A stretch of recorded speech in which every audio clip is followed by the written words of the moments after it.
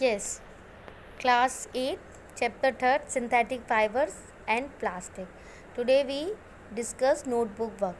How to start the notebook work in notebook. Yes, introduction. Make picture diagram given in page 32, figure 3.1.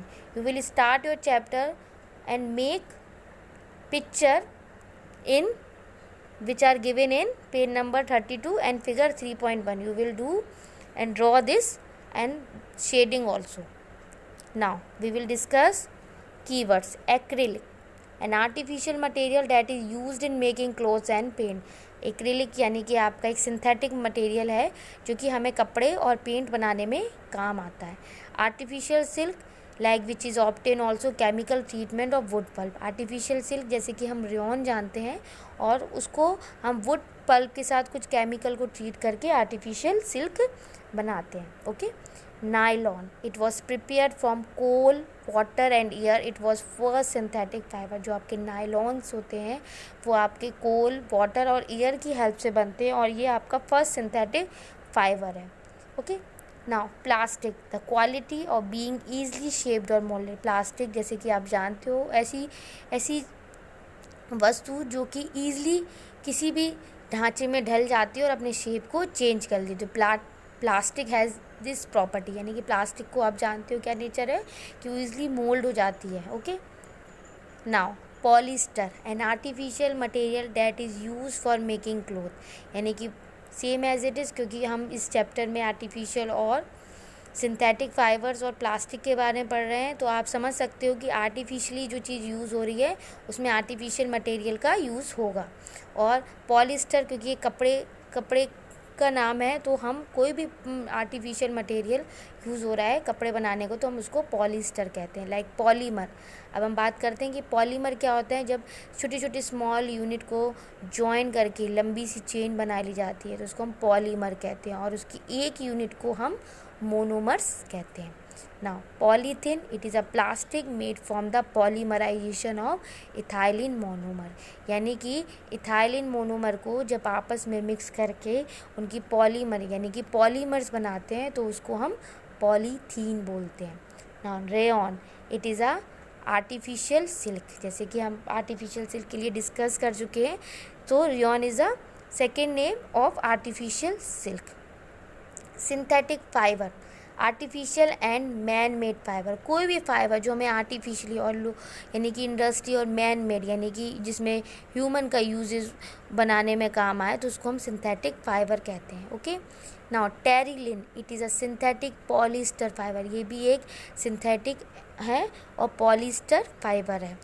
Thermoplastic, plastic which gets deformed easily on heating and can be bent easily. Example polythene and PVC. Plastic जो कि इसका एक nature है कि वो easily अपने shape को change कर देती है और बेंड हो जाती है जब उसको हम हीट प्रोवाइड करते हैं, तो थर्मोप्लास्टिक ही उसे कहते हैं. जैसे कि उसमें पॉलीथीन और PVC आते हैं. ना thermosetting plastic. What are thermosetting plastic? Plastic which when moulded once, एक बार जब वो ढल जाते हैं तो दोबारा हम उसको सॉफ्ट करके हीटिंग के थ्रू उसको दोबारा उसको अनदर फॉर्म में चेंज नहीं कर सकते. तो these are the thermoplastic setting plastic. Like Bakelite, melamine. जैसे कि आप अपने घर में यूटेंसिल्स होते हैं वो उसके जो हैंडल्स होते हैं वो बेक लाइट एंड मेलेमाइन के होते हैं.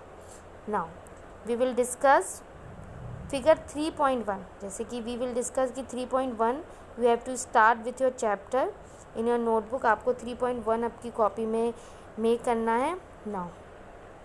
Now we will discuss chapter 3 and this is a book work and notebook work also. So we will discuss which work you will do in notebook. Like all the question answer. like question number 1, explain why some fibers are called synthetic. क्यों हम कुछ fibres को synthetic कहते हैं. some fiber that are prepared by man by using chemicals, these are called synthetic fiber. The units are joined together to form long chain. Like synthetic fiber are rayon, nylon, polyester, acrylic etc. कोई भी fibre जब हम man की use की या chemical की मदद से बनाते हैं तो उसको हम सिंथेटिक फाइबर कहते हैं. Okay, now the correct answer, mark the correct answer. You will do in the copy. Rayon is different from synthetic fiber because, क्यों रेयन सिंथेटिक फाइबर से अलग है? It has a silk like appearance, क्योंकि उसका silk like appearance है. तो you have answer rayon is different from synthetic fibre because it has a silk like appearance. Okay, यानी कि उसका सिल्क लाइन, यानी कि आप ये बात सच है कि थोड़ा सा सिंथेटिक फाइबर से अलग है क्योंकि उसका जो टेक्सचर है वो सिल्क लाइक है. ठीक है ना, सिंथेटिकली वो नहीं फील होता है. वी लाइक अ नेचुरल, कि अगर हम दो सिल्क और रेयन को रख देते हैं आपस में साथ में तो हम उसमें ईजिली डिस्टिंग्विश नहीं कर सकते.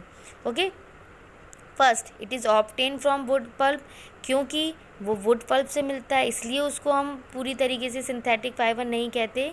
और it's fibre can also we woven like those of natural fibre. First क्या है कि वो वुड पल्प उसके साथ मिक्स हुआ है, वो प्योरली या पूरी तरीके से सिंथेटिक नहीं है. And second one, these woven like a natural fibre. जब वो उसकी बुनाई होती है, जब वो कपड़ा बनता है उसका, तो हमें वो पूरी तरीके से नेचुरल ही लगता है.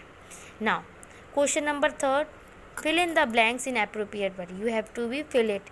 जैसे कि first one, synthetic fiber are also called artificial or man-made fiber.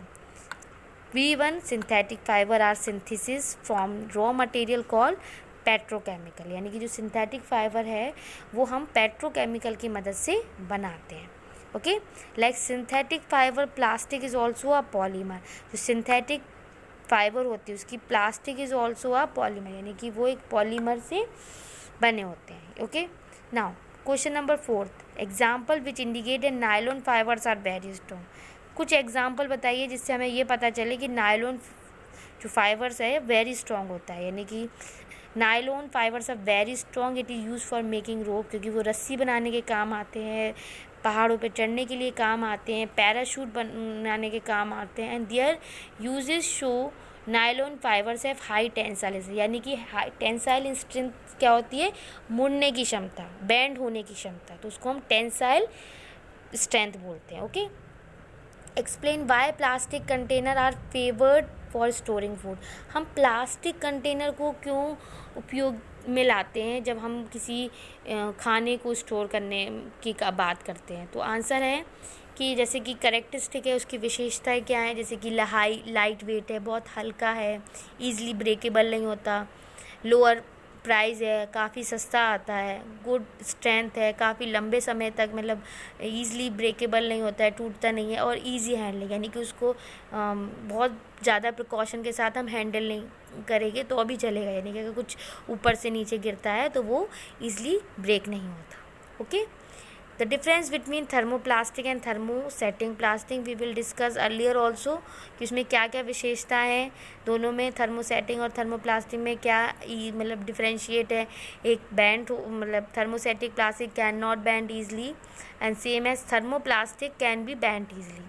Okay, thermosetting plastic can not be soften by heating and same other as thermoplastic can be soften easily, और वो ईजली सॉफ्टेन हो जाता है heating में, और thermosetting जब heat दी जाती है तो ईज़िली सॉफ्ट नहीं होता. Explain why the following are made of thermosetting plastic. हम सॉस पैन हैंडल्स हो गए, इलेक्ट्रिक प्लग्स हो गए, और बोर्ड्स हो गए, प्लग बोर्ड्स हो गए, हम इनको थर्मोसेटिक प्लास्टिक से क्यों बनाना प्रेफर करते हैं? तो first, saucepan handle are made of thermosetting plastic because these plastic do not get soften on heating.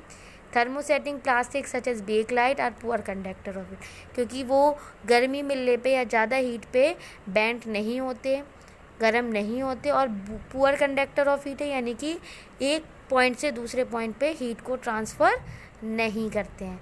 Thermosetting plastic such as Bakelite are poor conductor of heat and electricity, therefore they are used in electric plugs, switches, plug board etcetera. यानी कि as the first answer poor conductor of heat and the other is poor conductor of electricity, यानी कि बिजली को एक point से दूसरे point पे कंडक्ट नहीं करते हैं, यानी कि उसको जाने से रोकते हैं. तो it is a good option for the electric plugs. Okay, question number 8, categorise the material of the following product in can be recycled and can not. हमें उन प्रोडक्ट को कैटेगराइज करने हैं कि जो भी रिसाइकिल हो जाते हैं ईजिली, यानी कि जो नेचर में डीजनरेट हो जाते हैं, और कौन से ऐसे प्रोडक्ट हैं जो डीजनरेट नहीं होते। ओके, लाइक टेलीफोन्स जो आपके एग्जांपल दिए हैं, जैसे telephone instrument, plastic, cooker handles, carry bags, ball point, plastic covering, electric wires,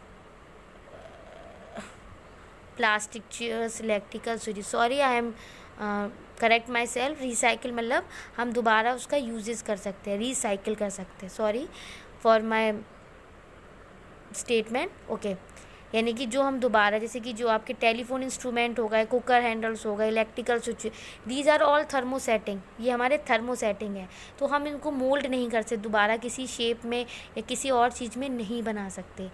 and can be recycle, यानी कि दोबारा उनको मोल्ड करके, हीट में करके अदर शेप में चेंज कर सकते हैं।